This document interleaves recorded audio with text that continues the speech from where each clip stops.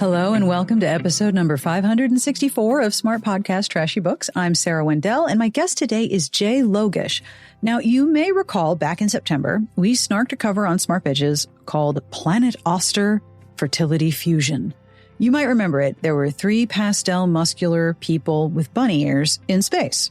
The cover designer, who is also one half of the writing team behind the series, reached out to me and said that they were unironically flattered that we had snarked this cover and asked if I'd like to talk about the process and behind the scenes of the design work. So, of course, I said yes. There's no question. I said yes. So that is what we're talking about today. We're going to cover cover design in Canva and how different flavors of romance have different visual cues. Thank you so much to Jay for reaching out to me about this. I had such a good time with this conversation and I learned a ton. I will have links to all of the places you can find their books and the covers themselves in the show notes at smartbitchestrashybooks.com/podcast. I have a compliment this week, which makes me so happy, to Lillian M. You may not know this, but you, my friend, are a global influencer. It's true. You have influenced so many people to be more kind, more patient, and 65% funnier. Keep up the great work. If you would like a compliment of your very own, or you would like to support this here show, have a look at patreon.com/smartbitches. Monthly pledges begin at $1 entire a month, and all Patreons get bonus episodes, access to a very spiffy Discord filled with lovely human beings. Hi, folks. And, you know, you're supporting the show, which keeps me going and makes sure that Garlic Knitter, hey, Garlic Knitter, can do our transcript every week. Thank you so much for your support, for your reviews, and for listening each week. It means a lot. This episode is brought to you in part by Lumi Deodorant. It is finally spring, which means for me that the extreme heat and humidity of DC summers is like right around the corner, probably tomorrow. Thankfully, Lumi Deodorant makes it easy to feel dry and comfortable, and they have wonderful scents to choose from. They already offer scents like lavender sage, clean tangerine, and fresh alpine, but their new scents include mint cucumber and soft powder. I love soft powder scents, so please sign me up. And heads up, new customers get $5 off Lumi's starter pack with code SARAH30 at lumideodorant.com. I really like Lumi, and my teenagers do, which is quite an endorsement.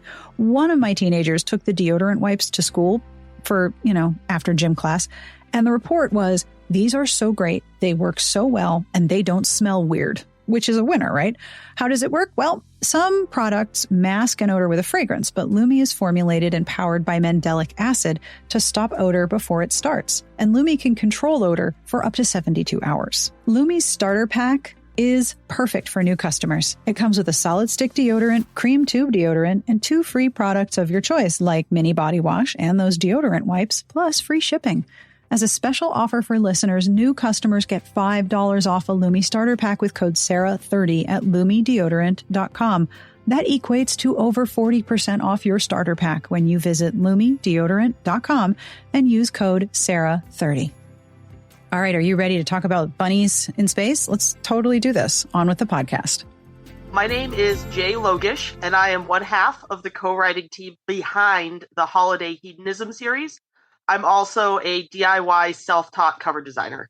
So the Holiday Hedonism series recently featured in Cover Snark with Planet Auster Fertility Fusion, which was an absolute eye-gasm of color and head tilt and fabulousness. And you pitched me, you emailed me and said, you snarked a cover I designed and I was unironically flattered. Okay. Thank you. That's amazing. One of the best pitches I've ever received. Well, thank you. Second, tell me about this cover we snarked. Please tell me about Planet Auster Fertility Fusion. So the book itself is a poly MMMF sci-fi Omegaverse romance. And I think I got a pretty good amount of that on the cover. You have 3 shirtless men of various pastel Easter colors above a planet, very suggestive spaceship. And the fabulous element of the spaceship, which is indeed very phallic, is that it's about to go under the rings of this planet. So it's like even the planet is suggestive. Yes, I had a lot of fun with that. And it works because these guys they're all peep colored. Yeah, they're all peep colored in the book as well. So I figured, half the job of the cover is weeding out interest. Like, is this something that somebody's going to want to read? So if you're not down for multicolored bunny aliens in space, then, it's just not for you and you can move on. That's a really interesting perspective, because a lot of the time when I talk to cover designers and I talk to marketing or sales departments at publishers, they talk about communicating to the reader what the book is. And you're talking about communicating to the reader if the book is not for them. Yes. We write some pretty niche stuff in our series, and we're not, trying to trick anybody into reading it if it's not what they're interested in. So when you look at the cover and you think, are those shirtless, pastel-colored bunny guys? The book does what it says on the tin, basically. There are shirtless, bunny-eared, pastel people in the book. Yes, there are 3 main ones. It's the bunny ears that kills me. Like every time I look at this cover, I'm like, yep, pretty standard. And like, wait, no, hang on, those are bunny ears. How did you put this cover together? Because I know this is stock image, right? Yes, I am using only like assets from Canva for this cover. Wow. So how did you put this together? Because the bunny ears in particular is just the thing that makes me the most delighted. Okay, so the process on the cover was, the first thing I did was you have to find the torsos for the guys. We're not going to faces. Whether or not the pictures have the faces in them, those faces are not going to make the cut, because there's no way I'm going to try to Photoshop rabbit faces onto these poor men. So you have to find the 3 appropriate torsos and then find ears that match the general directions of where their heads would be if they were visible. The pink one has his back to the viewer of the book. And so I had to just comb through every rabbit image on Canva to find one with the back of the bunny ears. I can't tell you the amount of joy it gives me to hear. Well, you start with the torsos. You got to start with the torsos. All you really need for an indie cover, and I'm going to be pretty frank in how the sausage is made here, because why not? Please do. My thought is you only really need one good image asset for most covers. However, if you're going to have 3 guys in the book and you're going to put 3 guys on the cover, you need to find 3 appropriate torsos. None of the guys have tattoos. They're covered in fur. So I can immediately cut out the same 5 guys with tattoos who end up on all the indie covers. Yes. Those guys are not going to work for me. Wow. So you start with your torsos, and because you're dealing with bunny aliens, you can't have tattoos. No tattoos, no faces, because in my opinion, it's worse to try to make that work than it is to just kind of artistically edit it out. The fact that the faces are not human.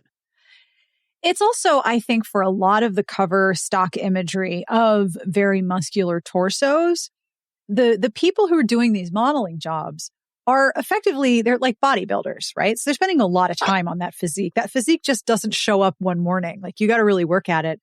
And they're not necessarily modeling to emote from their faces. They are modeling to show their musculature. So you're not going to get a lot of variation in expression from what I've seen either. Is that the case? I do think that's the case. And, I half jokingly call them torsos, but legitimately, one thing that's tough is if you have a very clear image of the character in your book or in your own head, if you're doing the cover before you write the book, that is not going to match anybody that you're going to find in these free or, subscription image libraries. Right. So the books with just the torsos and the, nose down get a bad rap, but at the same time, do you really want to see their entire facial expression? Probably not. No. I used to joke because headless covers started showing up probably about 15 years ago. And I used to joke from mainstream presses. I imagined that there was a support group meeting of all the heads. Bro, I look so good and it is just my chin. Man, but your chin looks so good. I just want to support you and your chin looks fabulous. Thanks, man. Your jawline looked good. And then all their heads are just right at the neck. Right at the neck. We don't need them. You'll imagine whatever face you want to imagine anyway. So you had to find the 3 torsos, and then you had to find rabbits who were looking the correct way that you could Photoshop the rabbit ears on top of their heads effectively. Correct. And like just kind of the same angle because you could flip it horizontally, but it has to line up. And the other important thing to note is the color of the rabbit also mattered a lot because the color filters that you put on the human skin needs to be vaguely the same shade as the color filters that you put on the furry little rabbit ears. Right. So if I found like a dark brown rabbit that's facing the right direction, great ears, I slap that filter on it, it's a completely different shade of pink, and I can't, fumble with it until it's the right color. It's just not going to work. We need a new rabbit. Okay, so that seems really time consuming. I mean, Canva has a really good mobile interface, so I don't really use a computer. I really just use a phone. Wow, that's impressive. That's very impressive. I'm looking like at a large version of the cover, and the ears and the heads, they all line up. Like you really nailed the perspective on that one too. It's close enough. I can critique my own work till the end of time, but perfect's the enemy. Done. Yeah, me too. Yeah, shipping beats perfection always. So, and the other thing about a cover is that it has to do a lot of work in a large size and a small size. So when you're looking at it on a phone, do you like zoom in and zoom out? Because it has to be like when you look at it on a screen and it's like 3 inches tall versus on your phone when it's 1 inch tall, you have to be able to read and see all of that at these different sizes, right? Do you zoom in? Do you look at it on a computer? No, I've never really pulled it up on the computer, but I zoom in and out just with the screen on the phone. Yeah. Right. So you got your dudes, you got your rabbits, and then you needed a planet and a very suggestive spaceship. So the fact that the spaceship is very suggestive is just a great coincidence. Again, just what do we have in the image asset library that's a spaceship that's not cartoony? It's vaguely realistic enough to fit with the vaguely realistic torsos. And after I found that one, it's like, nope, we're going to make that work. I have to wonder, is there a large population of suggestive spaceships in the Canva paid subscription area? No, there's not. I was lucky to find a single spaceship that, how do I say this? I try to pick images that they all look like they're in the same room, right? So I'm not going to have a super cartoony spaceship next to like a realistic planet. And the realistic spaceships are all very close to what we have for spaceships on planet Earth. Right. So finding like a future alien one that's not the Enterprise, it's not a Millennium Falcon, it's not the space shuttle. That was the first one I found, and I didn't really keep looking after that because it was perfect. It is really excellent. I'm surprised I haven't seen it elsewhere because, like you said, I will spot the same model and the same pose and often the same couple on several covers. That is the first time I've seen that spaceship, and it is top tier. It's out there for the taking. Yeah. I encourage everybody to use the Horny Dick spaceship. I would like to see lots of Horny Dick spaceship. Let me speak this into existence. So did you design this cover before you wrote this book? I designed it in like our first couple weeks of working on it. Yeah. How long have you been doing the cover design? I started fooling around in Canva around December of 2021, but this was the first one in the series. Like if you look them up on Amazon, this is the first one that has my cover work attached. Oh, wow. Does it help your writing process to design the cover while you're drafting? Yes, absolutely. So what other covers of your work have you designed? Okay, so available on Amazon to see easily, there's also Sacrificed to the Freedom Dragons, which is our 4th of July patriarchy smashing fantasy book. And then our most recent one was this past Christmas, The Stockings Were Hung. Oh, well played. That's my co-author there. She's the master of the puns. That is okay. Well played. I love a good pun. So let me attempt to describe Sacrificed to the Freedom Dragons. So there's a woman with long brown hair and really well done eyebrows. Like my eyebrows do not do that. In a red dress, looking over her shoulder, and then there are 3 stone dragons looming up behind her, and an erect tower. Yes. And I'm going to assume that there's 3 dragons and this particular person, and something is erect during the course of the story. At one point, they do go to the tower, yes. Oh, my goodness. So again, what were you looking for? Gargoyles? This one was mainly, I needed dragons that did not look terrible like CGI or Blender posing dragons. Blender dragons. And that was the closest I could get. And I could slap the color filters on them to make them red, white, and blue. Yep. The white was a little bit gray, but we do what we can. Right. And then because it's supposed to be like a throwback to more of a old school clinch cover, I could mess with the tone of the whole thing so it's not completely out of place that they're stone, but they're not actually stone in the novel. Wow. And did you design this one while you were writing it as well? I designed this one before we even started. This one was my idea that I just put the cover together on a lark, and I pitched it to my co-author, and she's like, yes, absolutely, immediately. Okay, I love that. And how is this a July 4th story? What is the goal of the Freedom Dragons here? Well, the dragons are red, white, and blue, and they have certain emissions that are like fireworks. Oh, no. Oh, dear. I'm assuming it's not out of their mouths, is what we're saying here. No, not coming out of their mouths. No, that would be silly. And when I say that they're like fireworks, I do mean that in that they're colorful and they're sparkly, and they will burn you seriously if you come into contact with them. That seems troublesome. Oh, my. And the heroine is Riva, who is a candle maker. Seems like an ideal match there for the group. It does. This is an incredible cover. I'm honored to start my day with this cover.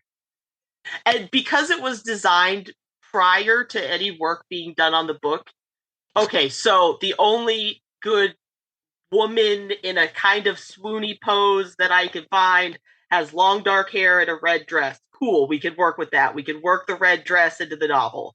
We could mention that she has dark hair. She can fit the cover. Right. Because the idea, the concept of the idea is there when I make the cover. All the rest of it gets fleshed out later as we hit the creative process. Right. And for as long as I have been writing about romance, one of the major complaints of readers is the cover doesn't match the book. The hair color is wrong. The style is wrong. This doesn't match. You're deliberately integrating the cover and the book in the creative process at the same time. Yes. Do you hear feedback from readers that they appreciate how much it matches? I'm not sure. Most of the feedback that I've heard from readers has been on the Oster cover, where it's just kind of been like, LOL, I have no words. Yeah. Or this is amazingly accurate. And it's like, yeah, it sure is. Wow. So if you wanted 3 pastel-colored bunny dudes in space having sex, this cover and the book deliver exactly what you're looking for. Exactly. If you want a woman being sacrificed to 3 freedom-colored dragons, then, that's what it says on the tin. So when you wrote to me, you mentioned that part of your job is distilling the essence of a book into a cover, embracing genre, selecting effective fonts, which, thank you. If I am so over seeing Scriptina on covers. It's been a while, but every time I see it, I'm like, no, do not come back. Working within available images. And that is a lot of things. Can you take me through some of what's involved in each element? Like, I understand the distilling of the essence of the book into the cover because you're integrating the creative process of both into the same workflow. Like, that's very effective. What are some of the ways that you embrace genre? So when I wrote that, what I really mean is just kind of like doing your research. You don't have to reinvent the wheel when you make a cover. You could certainly try. Like, if you have a really creative idea, you can come up with your whole new way to do a Mafia romance cover. Mm-hmm. But if you want to just key in to people who want to read Mafia romance, like, that kernel of an idea is already out there. You can kind of just scroll through the KU Mafia romance covers and you can see, okay, I could get a guy in a suit and a tie or a guy with a shirt. We're going to throw some, can't think of the word. It's like image distortion. It's like a layer on there to make it look a little bit dirtier. Yeah. You're going to a certain type of font. Like, you could go in and just do your research, just scan, and you will see very quickly what that genre tends towards, and you can just embrace it and go with that, and it'll make your job a lot easier. So that's really interesting because you're not only talking about embracing the genre, you're talking about specifically targeting a subgenre so that mafia romance looks like this. Freedom Dragon romance looks like this, has these elements in common. And you're not going to apply the same filter of a mafia romance to fuck bunnies in space. Like those are not the same genre. No, exactly. So if you're writing a Western, is it historic? Is it contemporary? Right. Sci-fi, you can do sci-fi Westerns too. That's always fun. If you're writing a billionaire romance, is it more lighthearted or is it darker? If it's darker, you're gonna drop the brightness. You're gonna use you can put different filters on there. You'll use a different color for the font. You don't want a guy with like a bright yellow tie, probably. Just think about what your actual genre is and if your image is fitting that. And so essentially each different flavor of romance, for example, all of these very specific tastes, they have visual cues as well, and readers become used to them. Right. And that's not a bad thing. No, that's not bad at all. Just embrace the zeitgeist on covers. Like, I don't think that's negative. You don't want to copy somebody verbatim. No. But you can look and get your inspiration, and like I said, you don't have to reinvent the wheel. It's really interesting to me that there's this sort of unspoken code. This cover these cover elements represent this particular flavor of romance, whereas these cover elements represent a completely different flavor, and you're going to aim for the readership of each. Do readers ever mention those elements to you, or is that something that you've discovered as you've done research for what you're writing? That's really just me trolling through Amazon and seeing what's out there. Right. And there's plenty out there. Yes, there is a lot. There is a lot. Now, do you have favorites of your designs? I would say Freedom Dragons and Oster. Yeah. Stalking Bug is okay, but those two are closest to my heart. How did you figure out how to do this? You said you're self-taught. Was this all through tutorials in Canva? So the exact order of events was that my co-author and I were working on a book, and she mentioned Canva to me. I'd never heard of it for making promo graphics. And it was one of those times where the Twitter cycle had moved around to illustrated covers being inappropriate for certain types of books. And just as a joke, I wanted to go back and design some illustrated covers for some of our previous short stories, which are largely a plot setup, a gangbang, and then a happily ever after. So not the type of thing you actually want to attach an illustrated cover to. No, that doesn't fit that. Like you said, that does not fit that genre. Yes. But I went back and I did that for fun, and I posted them, and I realized it was just a lot of fun for me to work on. Mm-hmm. And I don't think there were a couple of things I looked up tutorials for, but genuinely just kind of messing around and trying to ape other people's designs. And by practicing that, you learn the skills, and then you can create your own stuff. And with the stockings were hung, it is a very simple but effective setup. It's basically in thirds. You have the title, the dudes and the stockings, and then your author tagline and your names, and very simple backgrounds so that the stockings in question, the garland and the dudes, they all pop. Yep. We got a dark brick background because the setup is a little bit darker. Right. The heroine's often an abusive relationship, so we got to get the dark bricks. We don't want any bright bricks. Right.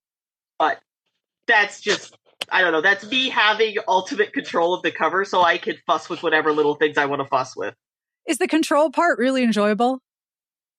I like it, but, I don't want this interview to come off as discouraging people from going for professional cover designers or hiring artists to do art. Mm-hmm. One thing with how my co-writer and I work is we write pretty fast. We get an idea, we write it pretty quick, we get it out there, and then we'll usually enter a little dormancy period. But really skilled cover designers who are worth their weight in gold, they have waiting lists. They cannot turn around a cover for us or a piece of customized art for us in the timeline of, okay, well, we're going to try to get this written in 4 months. Mm-hmm. Like, okay, well, my waiting list starts 6 months from now. So that's just, that working relationship is just not going to jive on the timeline. Right.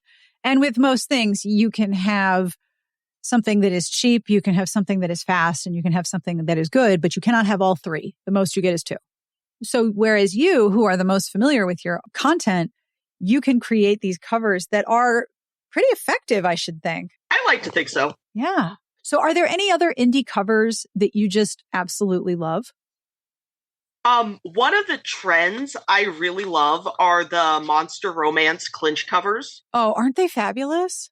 I love them. Tiffany Roberts, Lillian Lark, Katie Robert, the recovers of the Morning Glory Milking Farm series. Like, I love to see that. And that is custom commissioned art that they're using covers. So it's not like really the same genre as the stuff I'm producing. But I love to see things going in that direction. And one of the things that's so great about the art covers, such as the Dragon's Bride by Katie Robert, is that style is so close to what covers used to look like.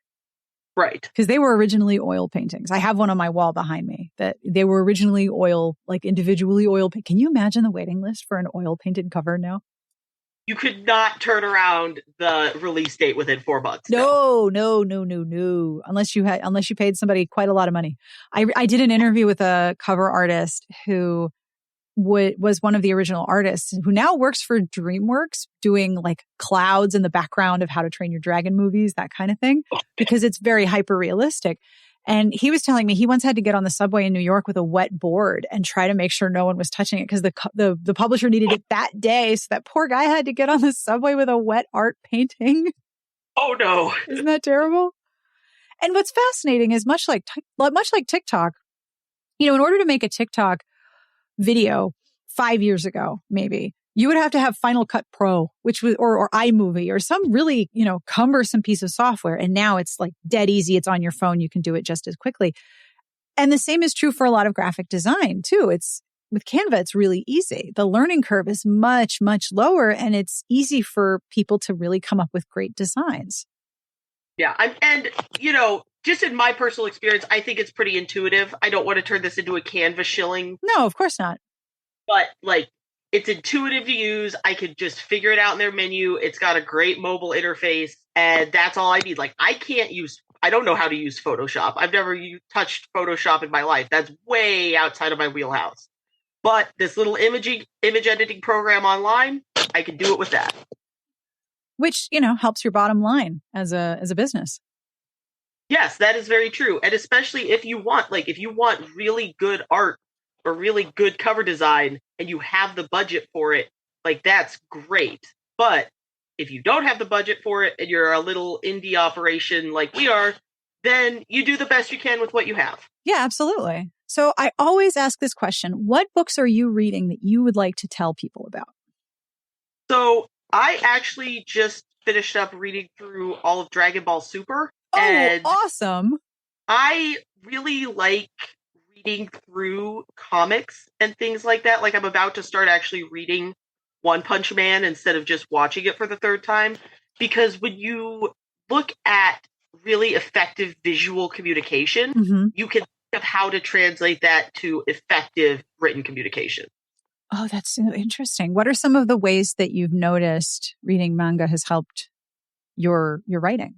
So big action scenes, I really love big action scenes. I like to write them. We have quite a few in Oster and I think 1 or 2 in Dragons.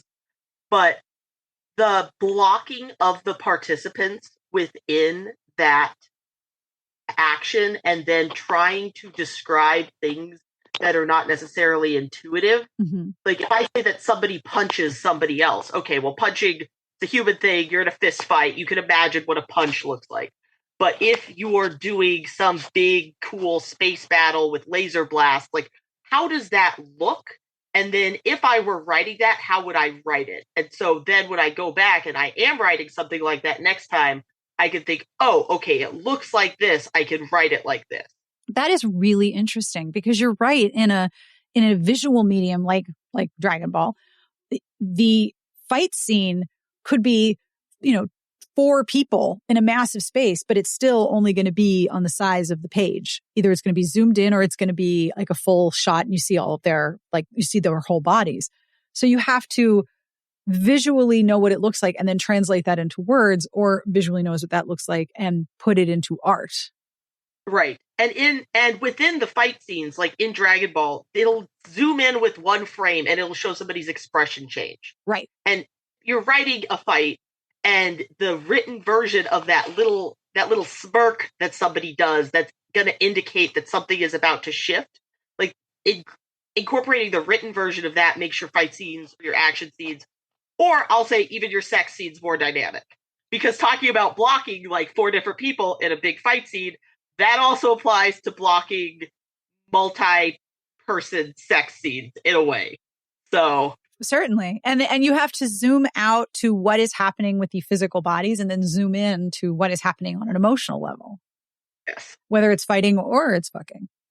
Exactly. Goes both ways. Oh, that's fascinating. How many volumes are there of Dragon Ball Super? Like 20? There are currently 17.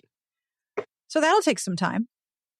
Oh yeah. No, it's a quick read because there is a lot of action scenes, but yeah, it takes a little while to get through.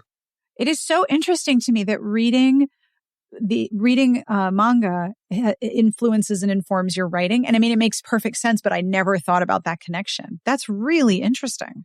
I tend to read a lot outside of my genre because I think it makes my writing stronger no matter what I am working right. on. Absolutely. Oh, absolutely true. No question. Reading outside of what you're writing and reading inside what you're writing, if you're not writing it at that moment, is definitely helpful for strengthening. One Punch Man in particular has really strong character work. Yeah. And character development. Like, it's not just a guy going out and punching everything. Like that, like watching that series on Hulu, I think we had it, was one of the first times I really clued into like, oh, this is great, actually. This isn't just, UFC, but animated. This, like, there's a lot going on here. So I really enjoy that aspect of it as well. And it helps, I think, with making your writing very efficient. Yeah, I just me personally, like, there's room for everybody's style, but I'm not trying to write 200-word omnibus type of novels. Mm-hmm.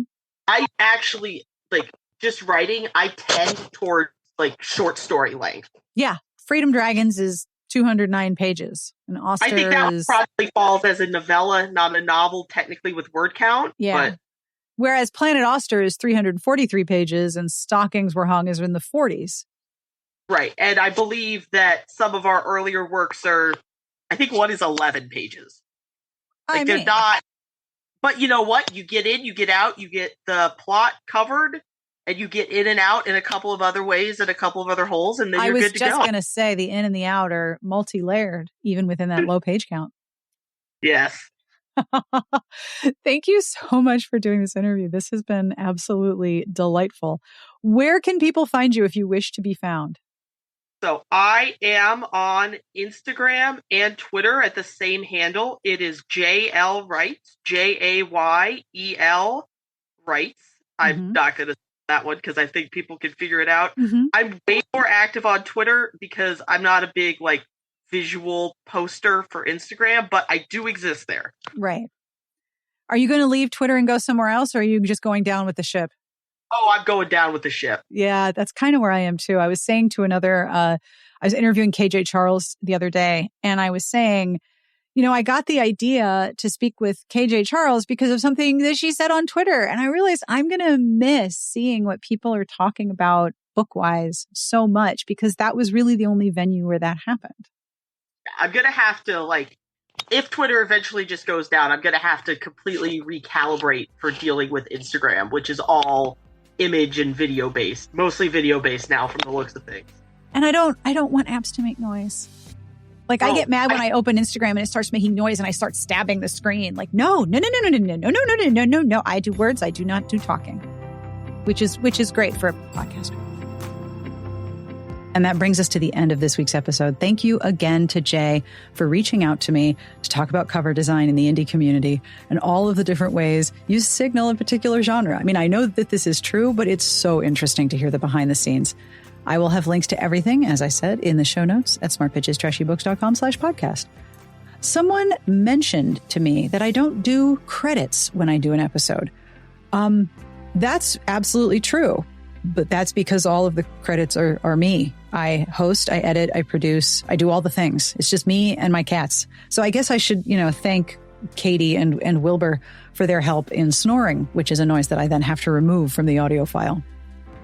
I end each episode with a terrible joke, and I would never leave you hanging. This joke comes from Malara in the podcast Discord, which, as I have mentioned, is a truly delightful place. Are you ready? Australia, you'll like this one a lot. How did the vet steal the baby Roo away from Mama Kangaroo for the exam? They hired a pickpocket. Many drop bears were angered by that joke. Thank you, Malara.